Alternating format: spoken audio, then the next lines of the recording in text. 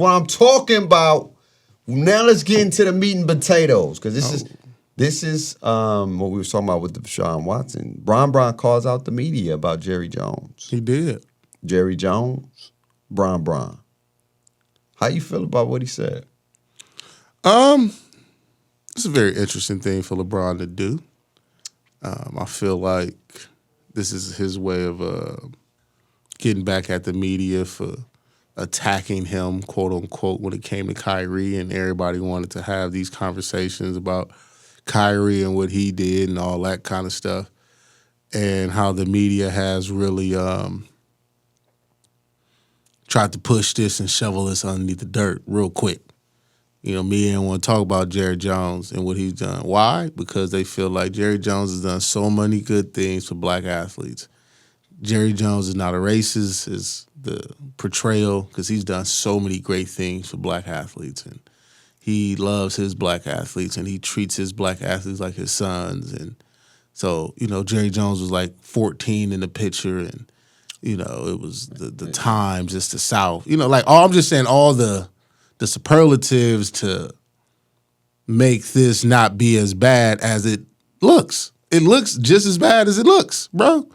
He's sitting there. Come on, man. You know what it is. With everybody during these times of racial tension at its high, racism, not tension, racism at its highest, blocking African-American men from going into where they need to go. And he's right there supporting it. You don't show up to no rally like that without knowing what you're getting yourself into. Know exactly what's going on, man. Yeah. Come on, man. Look. So Bron just wanted to know, like, why? Why you ain't bring this to his attention? You know why? Because we are the employees and he's the employer. Ooh. And and I want to correct something that LeBron said. We have power.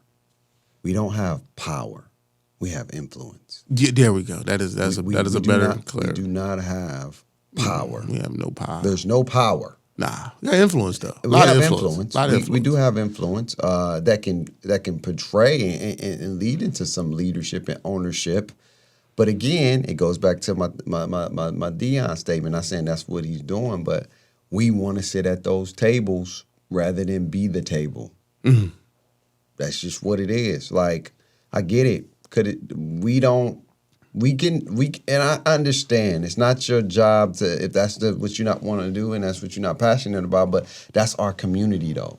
A lot of other ethnicities and races, they stick together. It's like, yo, I'm side note real quick, because I don't want to go too far off a tangent. I went to Nissan.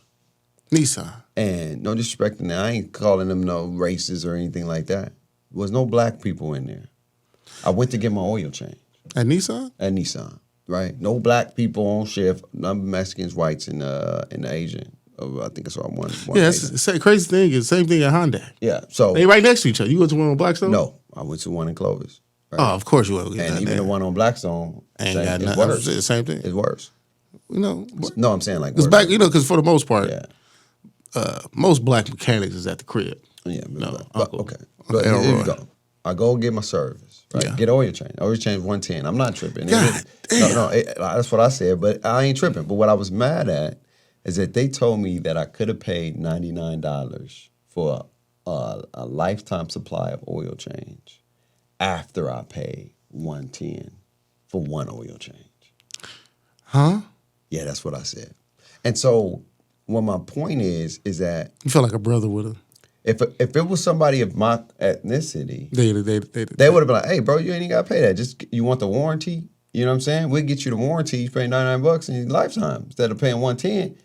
They just nothing at all. You know what I'm saying? And so what I'm getting at is that we want to sit at these tables instead of be the table. We don't want to own a lot of stuff, right? We just want to be a part of it, right? Like own the whole. We represent so much revenue in the world. We do.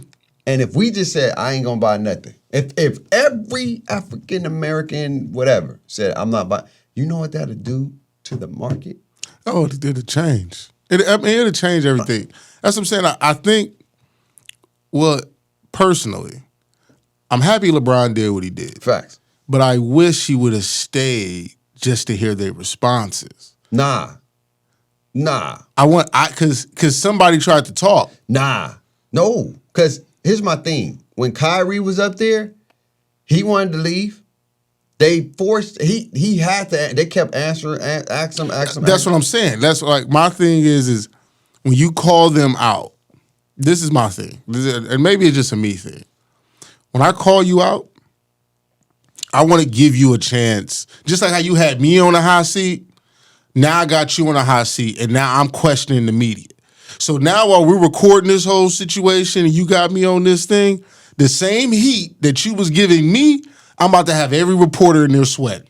But see, I don't think that was his motive was to bring light and Yeah, no, definitely. That's what I'm saying. I don't want to hear your responses because if I didn't say nothing, you wouldn't have even talked about it. But that's my point. That's what I'm talking about. And like I said, I understand both sides. And Right. what he did, I'm not condemning him for. I'm glad he did it overall. Right, but I'm saying for me personally. You wanted to hear some responses. Oh, yeah. Because I think this would have been that moment where the athlete gets to be the reporter and see how and see the flustering, and I feel like you would have started people would have started being exposed. You know, like they say in those movies where you break the fourth wall or something to that effect, where you break the fourth wall and you get into something where you're not supposed to be into. Right. He would have broke the fourth wall because media members would have started kind of telling on each other. Well, I didn't say nothing because They wouldn't have did that. But that you probably we don't. Take I would have said, I'm telling you, man, reporters, look, they have a job. But that's what I'm saying, Bake. To me, I wanted somebody to come out and say their real thought process of why it was okay to ask me about Kyrie, but not okay to ask me about Jerry Jones. Because to me, they would have said, well, we didn't think it was that big of a deal. But why? Why isn't this a big deal, but this is? So now when we're having this conversation and I'm exposing the media in this realm, I'm really getting exposure. So what can happen? LeBron does it, right? So now, hopefully, people look at LeBron's press conference and now they going around. And now every NBA team, every NBA player, now everybody questioning the media. Now we have flipped the narrative. Now the light that we want on it become, to me, even bigger. My humble opinion. You see what I'm going with it? I do feel like it's going to be. Here's the thing, man. Because ain't nobody said nothing about it since he said something. This was Friday or Thursday or whatever they played. They not going to say nothing about it. Exactly. That's what I'm saying. That's why you got to make it a bigger deal. Even if they would have brushed that under the rug too.